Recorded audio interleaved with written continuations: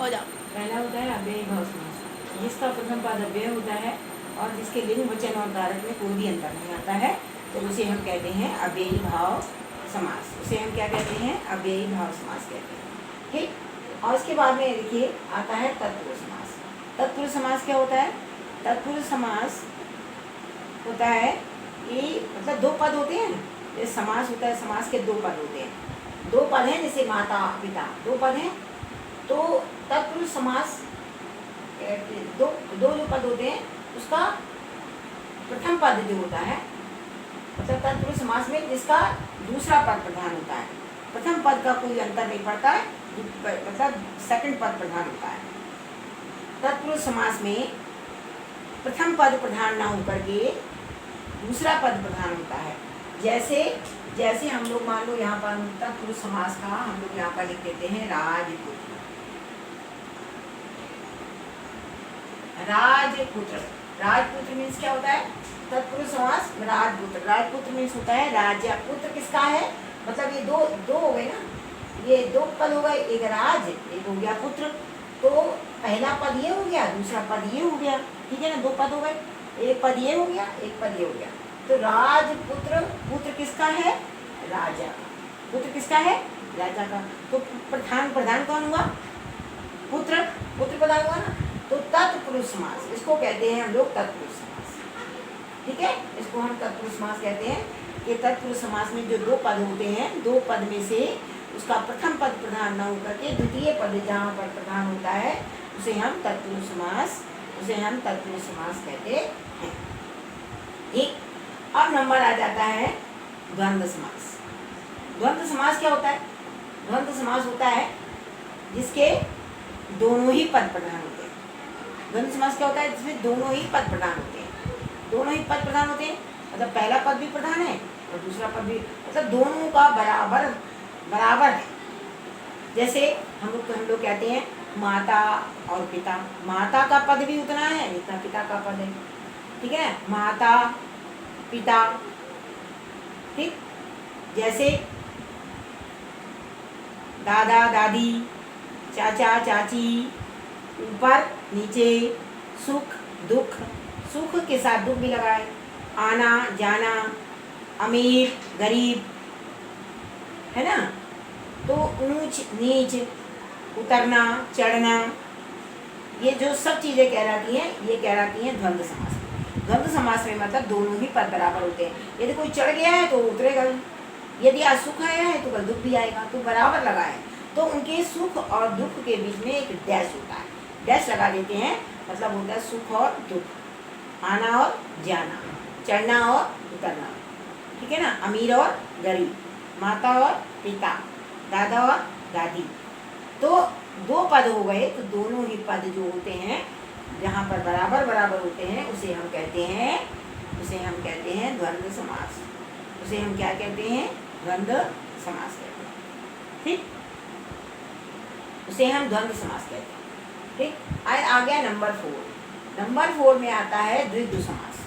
द्विगु समास मतलब होता है जिसका दो पद होते हैं, दो पद होते हैं। तो दो पद में जो पहला पद होता है वो कहलाता है संख्यावाचक होता है, डिजिट में होता है। जैसे ये द्विगु समास लिखा है, तो हम यहाँ लिखेंगे पंचानन। जैसे मान लो हमने यहाँ लिख दिया पंचानन। द्विगु समास, पंच माने क्या होता है? पाँच। पाँच क्या होता है? डिजिट में होता है ना। पाँच क्या होता है? डिजिट में होता है, संख्यावाचक होता है। तो जैसे चौराहा, चौराहा मतलब चार रास्तों का, चार रास्ते, चौराहा चार आया ना। तिराहा 3 हो गई। पंचानन 5 मुँह। पंचानन, पंच, पंच मीन्स 5, आनंद मीन्स मुँह, तो 5 मुँह हो गई। जैसे आता है दशानन, 10 आनन, जिसके 10 मुख हैं, जिसके 10 मुख है ना, तो वो कहता है क्या कहलाएगा? पंचानन हो गया। दशानन लिख दीजिएगा यहाँ पर, दशानन। यहाँ पर लिख दीजिएगा त्रिनेत्र, तो ये आता है त्रिनेत्र। तो त्रिनेत्र में त्रि मीन्स होता है 3, 3 नेत्र। तो जिसके 3 नेत्र होते हैं, 3 नेत्र किसके होते हैं? भगवान शिव के होते हैं। लेकिन यहाँ पर भगवान शिव नहीं आएगा, यहाँ पर सिर्फ आएगा द्विगु समास द्विगु समास में लिखा जाता है जिसका प्रथम पद संख्यावाचक होता है, इसका प्रथम पद संख्यावाचक होता है और संख्यावाचक होता है, उसे हम कहते हैं द्विगु समास कहते हैं। जैसे होता है त्रिनेत्र, पंचानन और आता है दशानन। ठीक, इस प्रकार से लिखा जाता है द्विगु समास। ठीक, द्विगु समास के बाद में लास्ट नंबर 5 में आता है कर्मधारय समास। कर्मधारय जो समास होता है,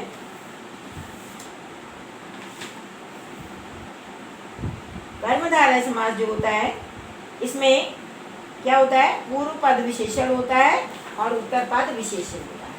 पूर्व पद विशेषण और दूसरा पद, मतलब 2 पद होते हैं, समास के 2 पद होते हैं। तो पहला पद क्या होता है, पहला पद होता है विशेषण और दूसरा पद होता है विशेष्य होता है। एक विशेषण होता है, दूसरा पद विशेष्य होता है। अब पहले आपको ये पता होना चाहिए कि विशेषण क्या होता है। विशेषण हम लोग किसे कहते हैं, विशेषण होता है जो संज्ञा या सर्वनाम की विशेषता बताते हैं, जो शब्द संज्ञा या सर्वनाम की विशेषता बताते हैं उन्हें हम कहते हैं विशेषण। ठीक है ना, उन्हें हम विशेषण कहते हैं। और कहते हैं ना, जो संज्ञा और सर्वनाम की विशेषता बताते हैं उन्हें विशेषण कहते हैं। जो विशेषण की विशेषता बताता है उसे हम कहते हैं विशेष। समझ में आया? जो विशेषण की विशेषता बता दे उसे हम कहते हैं विशेष।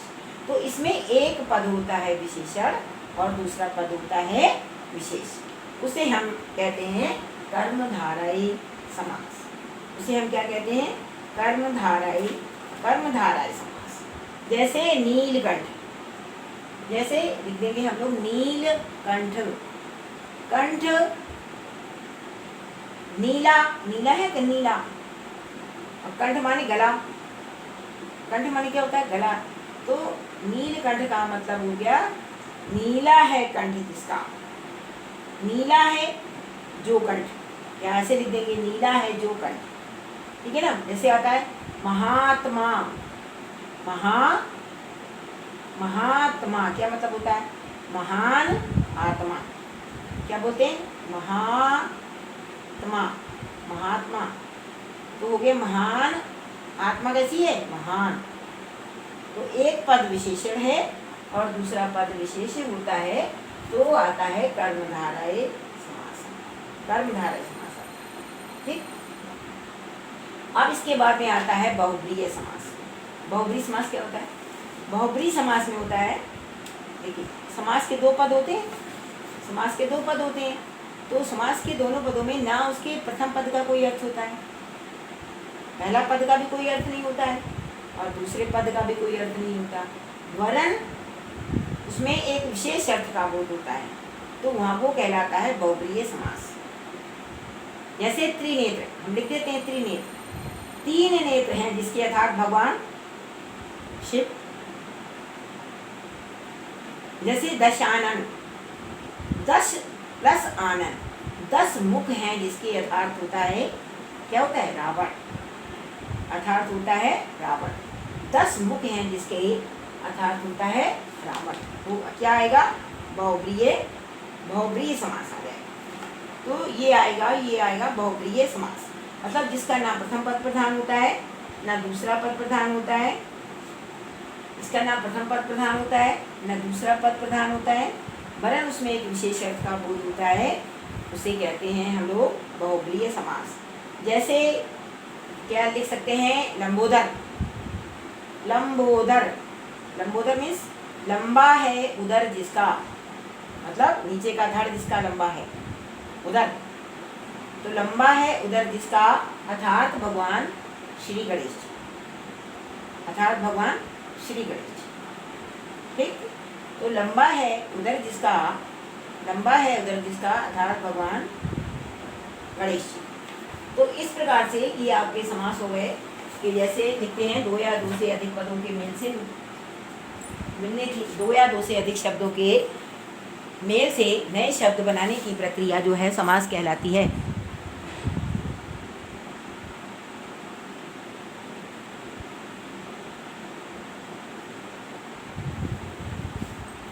प्रक्रिया समास कहलाती है। जैसे माता पिता, माता और पिता हो गया, घोड़ा प्लस सवार हो गया, घोड़े पर सवार।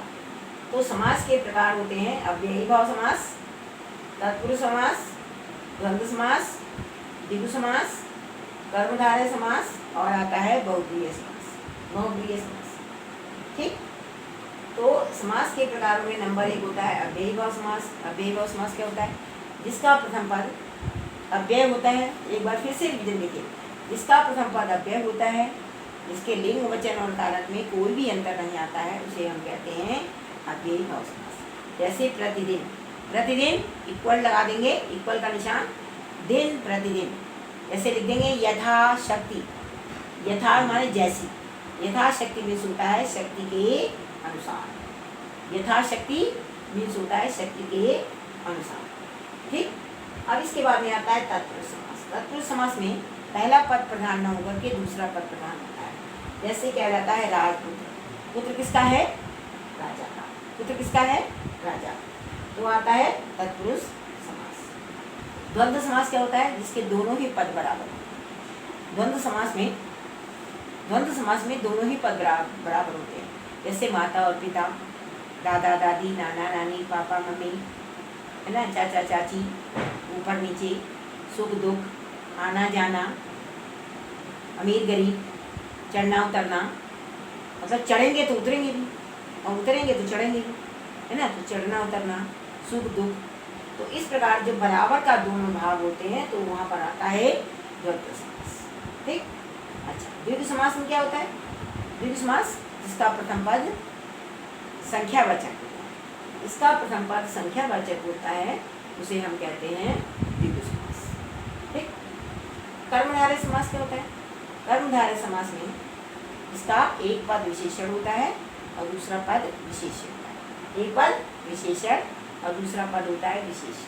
कहते हैं विशेषण किसे कहते हैं?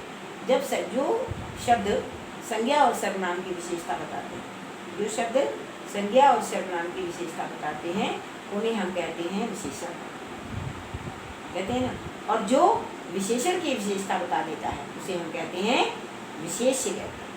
जो विशेषण की विशेषता बताता है उसे हम विशेष्य कहते हैं। तो एक पद इसका विशेषण होता है और दूसरा पद होता है विशेष। जैसे नीलकंठ, नीला है जो कंठ, ठीक है ना, नीला है जो कंठ। अब आगे देखिए बहुब्रीहि समास।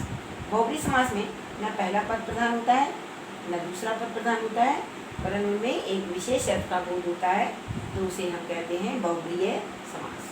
तो उसे हम कहते हैं बहुब्रीहि समास कहते हैं। बहुब्रीहि समास में क्या होता है? जैसे लंबोदर, लंबोदर, लंबा है उधर जिसका, लंबा है उधर जिसका, कौन? भगवान श्री गणेश जी। दशानन, 10 मुख हैं जिसके अर्थात रावण होता है। पंचानन, 5 मुख हैं जिसके अर्थात किस कौन है? भगवान विष्णु।